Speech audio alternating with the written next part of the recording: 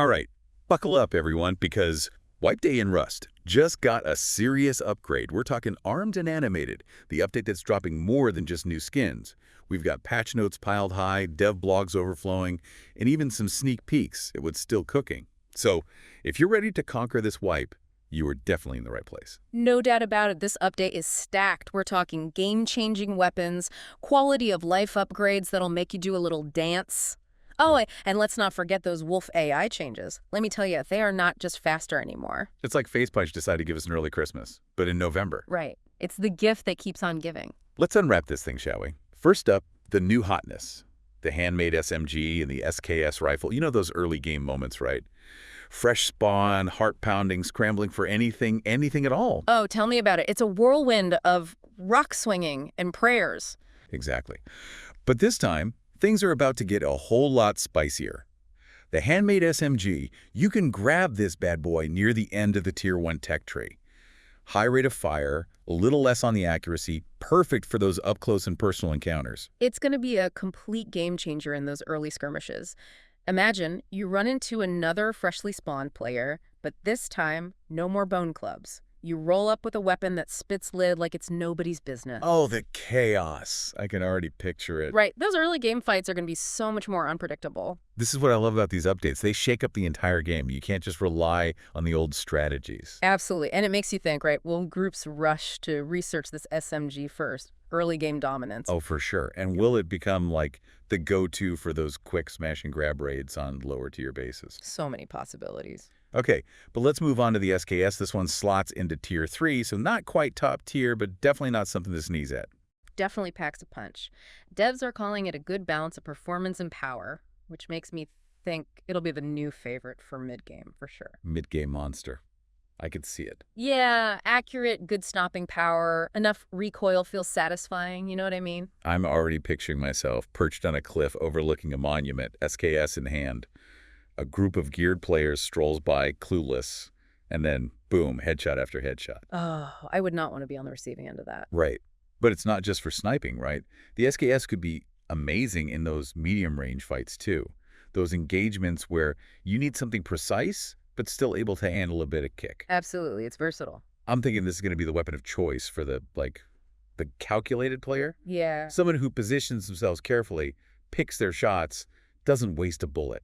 Very strategic. The question is, will it dethrone the AK? That's been the king of mid-game for so long. The AK's got some serious competition now, that's for sure. Time to shake things up. But let's shift gears a little, shall we? Let's talk about something a bit more primal. Remember those wolves? Basically, furry landmines with a taste for fresh players. Oh, how could we forget? You'd be strolling through the woods, enjoying the scenery, and bam! Half your health gone, scrambling for bandages? Yeah, not exactly the most engaging encounter, more like a quick trip to the respawn screen. Well, hold on to your hats because the wolves are getting a serious makeover. Maverick, the AI developer, he's been working his magic, and these wolves are going to be anything but predictable. Okay, spill the beans. What kind of tricks are we talking about here? Pack tactics, flanking maneuvers. Oh, all of that and more. The devs are keeping some things under wraps, you know? They want players to discover the new behaviors for themselves. A little bit of mystery. Okay, keeps things interesting. But one thing's for sure, these wolves aren't just going to charge in a straight line anymore. They're going to be cunning, strategic. They'll make you think twice about wandering alone. This is where it gets really interesting, right? Now you're not just worried about other players. You've got these intelligent predators potentially stalking you. Adds a whole new layer to the game. Absolutely. Exploration just got a whole lot more intense. No more leisurely strolls through the forest. You'll have to be on your toes, constantly scanning. Eyes peeled, ears open. It's like Rust got its own Jurassic Park, but with wolves instead of velociraptors. And who knows what other surprises Maverick has cooked up. He mentioned hidden behaviors, things we haven't even seen yet. Oh, this is going to be good. Yeah. I have a feeling this is just the beginning of a whole new era of wolf-related mayhem in Rust. And you know what? I can't wait. But it's not just the wolves getting a brain boost in this update. We got to talk about those quality of life changes, the stuff that'll make your Rust life a little less, you know, stressful. Those little tweaks that make a world of difference. Exactly. Remember those electrical systems? The ones that used to make you want to tear your hair out? Don't even get me started. Trying to figure out which way the power was flowing, squinting at those tiny ports, it was a nightmare, especially for someone like me who's not exactly an electrician. Well, say goodbye to those headaches because the I/O arrows are here to save the day. Wait, I/O arrows, like actual arrows showing you the direction of the power flow. You got it. Now you'll have a clear visual guide to those inputs and outputs. Base building and electrical wiring just got a whole lot easier. This is the kind of change where you're like, why didn't they think of this sooner? Yeah. It's so simple, yet so brilliant. No more guessing, no more frustration, just clear arrows showing you the way. It's going to be a game changer for new players for sure, but even us veterans will appreciate it. Think about it. No more wasting time troubleshooting your circuits. More time for raiding and exploring. I'm all about maximizing my rating time. Hey, and speaking of exploring, let's talk about another change, one that's going to make a big difference to those who, well, love a good river adventure. Floating objects, they now drift down rivers instead of just vanishing into the depths. Oh man, how many times have you lost precious loot because it got stuck in a current? Or just disappeared? Countless times. It was one of those Rust things that was both frustrating and a little heartbreaking. You'd watch your hard-earned loot drift away, knowing there was nothing you could do. Gone but not forgotten. Well, those days are over. Now, everything from boogie boards to boats to, well, let's just say unfortunate players, they'll all gently float downstream, just waiting for you to snag them. It's a small change, but it adds so much to the realism and the immersion, you know? Definitely. Plus, it opens up some interesting tactical possibilities. Imagine setting up a base downstream from a popular monument, just waiting to collect all the loot that washes down. It's like having your own little post-apocalyptic fishing net. Okay, but let's not forget about security. CCTV cameras are getting an upgrade, an audio upgrade. Oh yeah, now you can hear everything that's happening within range of those cameras. Not just see, but hear. Huge for base security. I can already see this leading to some hilarious moments. Imagine listening in on a group of raiders arguing about who gets to loot the tool cupboard. Or hearing someone humming a tune while they're trying to pick your locks. It's like having your own little reality TV show, but with more guns and explosions. And speaking of guns and explosions, did you hear about the monument CCTV cameras? What about them? You can disable them now. Wait, seriously, that's a game changer. Right. It's going to be huge for solo players and smaller groups. Suddenly, those high-risk, high-reward monument raids become a lot more tempting. Imagine sneaking into a heavily guarded monument, taking out the cameras with a well-placed shot. Then you slip past the guards, grab the loot. It's like something out of a heist movie. It levels the playing field a bit, gives those who are willing to take the risk a chance to outsmart the bigger groups. Love it. But let's not get ahead of ourselves. We've got to talk about those little tweaks and improvements, the ones that might not make the headlines, but still make a big difference to the overall experience. Oh yeah, the devil's in the detail. So spill it. What else have they cooked up? Well, for starters, those military tunnel scientists, they got a bit of a wardrobe upgrade. Oh. Did they finally ditch those lab coats?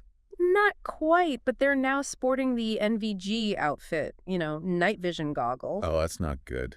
Those tunnels are already creepy enough without having to worry about stealthy scientists with night vision. It definitely ups the ante for anyone brave enough to venture down there. You'll need to be extra careful, rely more on your hearing. And maybe bring a spare pair of pants, just in case. Talk about a recipe for some jump scares. But hey, at least the rewards will be worth the risk. Speaking of rewards, what about those trusty water wells? Any changes there? Ah, yes, those often overlooked sources of hydration. And now, sources of something a bit more lethal. Wait, lethal? Are you telling me they've added sharks to the water well? Not quite sharks, but close. Every water well variant now has a killable vendor NPC. So it's like a mini monument, but with less radiation and more water. You got it. It's a small change, but it adds a bit more flavor to the world. Gives players another reason to visit those often overlooked landmarks. I like it. Adds a bit of spice to things. And while we're on the topic of flavor, let's talk about those radio frequency I/O items. Uh-oh, this sounds technical.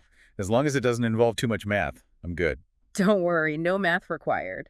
Basically, the way those items were handled before, it was a bit clunky. Resource intensive, you know? Like that one friend who hogs all the bandwidth at a party. Oh, I know the type. Always streaming videos and downloading files, slowing everything down for everyone else. Exactly. But now, thanks to some clever optimization, those items have a much smaller impact on server performance. So that means smoother gameplay for everyone.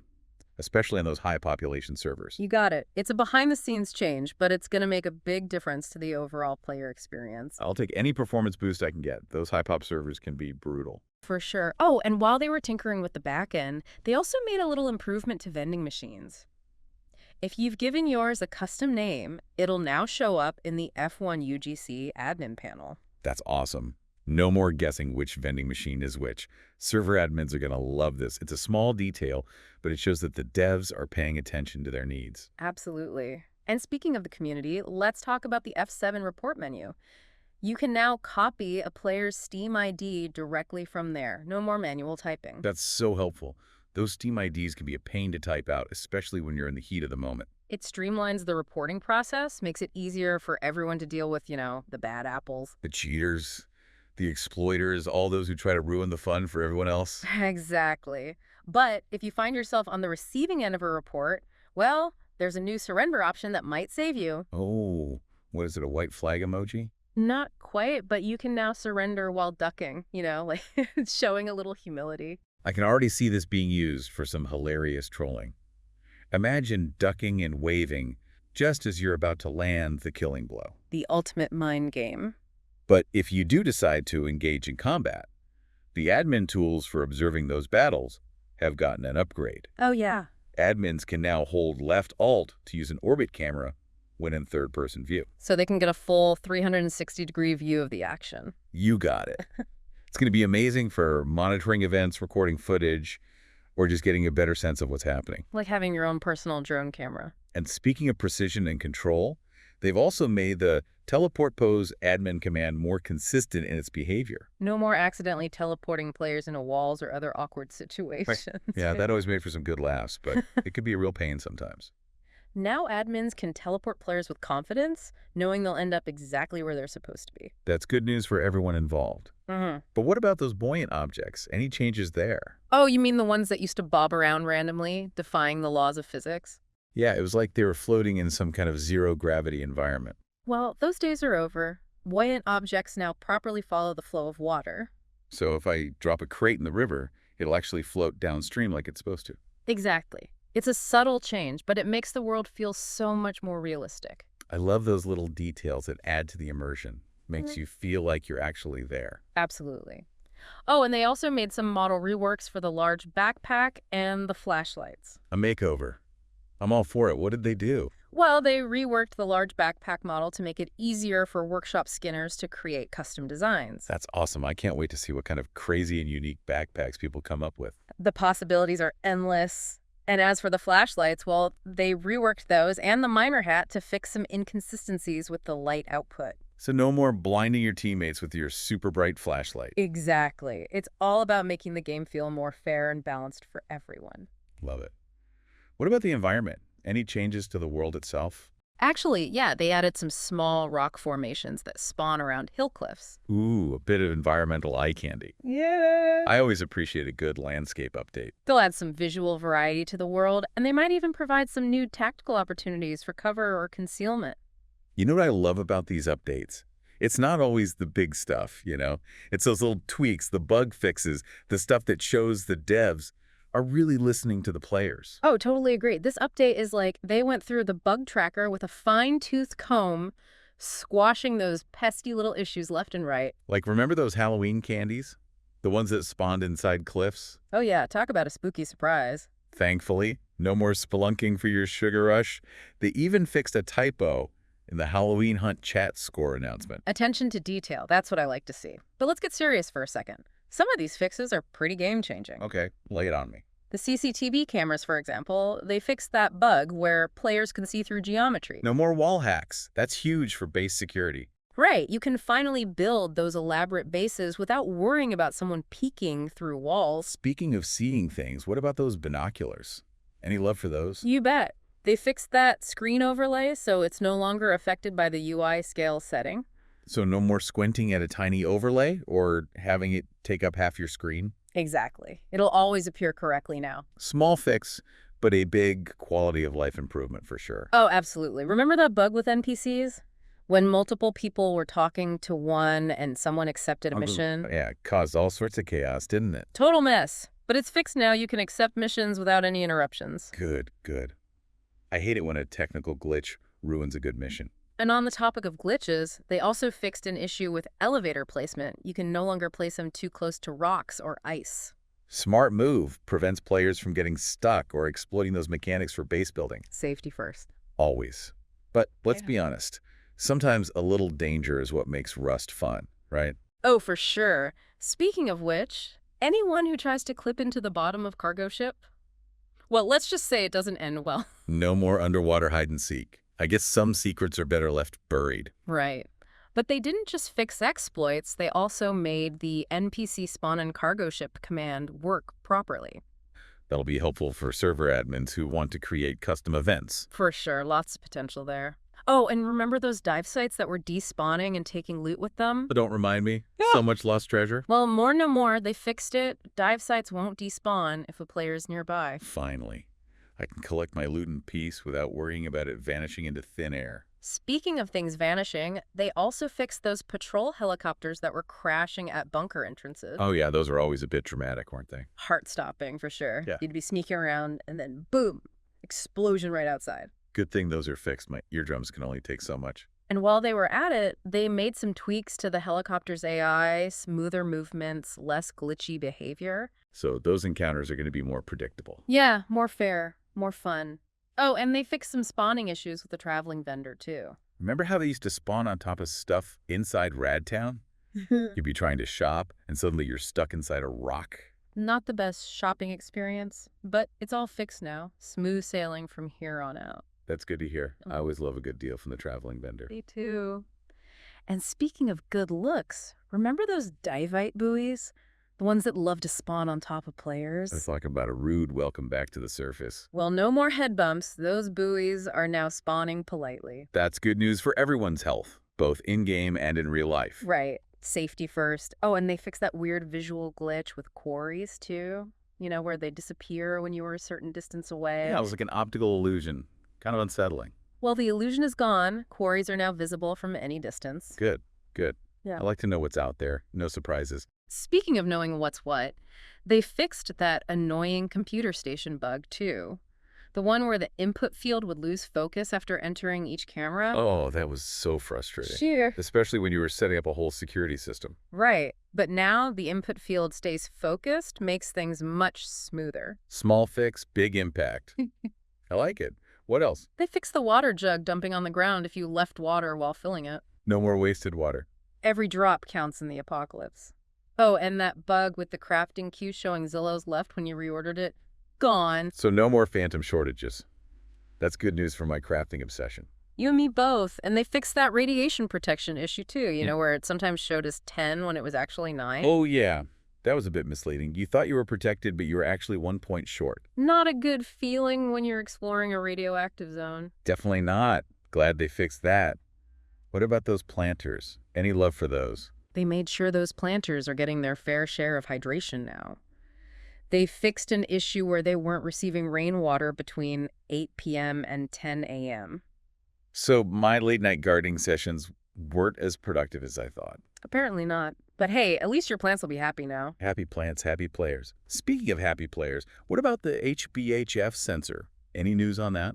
Oh yeah, they made some server-side performance improvements to that one. So it's less resource hungry now. Exactly. It'll have a much smaller impact on server performance, which means smoother gameplay for everyone. Excellent. Any other performance tweaks I should know about? They also addressed those glitches that were causing players to get stuck inside of objects. Oh, those were the worst. You'd be stuck there, loot in hand, unable to move. Well, no more getting stuck. You can now explore the world freely without fear becoming a permanent part of the scenery. That's good news for my claustrophobia. What about the Dracula cape? Any updates on that? They fixed those cloth-related issues, you know, the clipping, the stretching, all that. So it'll finally drape realistically, like a proper vampire cape should. You got it. Now you can terrorize your enemies in style. Love it. What about those glove glitches, the ones where hand models were clipping through? Fixed. No more awkward hand-glove interactions. Good, good. Got to keep those hands looking sharp. Absolutely. Oh, and last but not least, remember those weird holes that were appearing behind coastal cliffs? Yeah, those were a bit creepy, like portals to another dimension. Well, the portals are closed, the holes are gone, the coastline is safe once again. That's a relief. I always felt a bit uneasy exploring those areas. Well, you can explore with confidence now. No more mysterious holes to worry about. So there you have it, the Armed and Animated update. New weapons, smarter wolves, tons of quality of life improvements, and a whole mountain of bug fixes. What more could you ask for? It's a testament to the devs. They're really listening to the community, making Rust the best it can be. I don't know about you, but I'm ready to jump back in and experience all this firsthand. Wipe day can't come soon enough.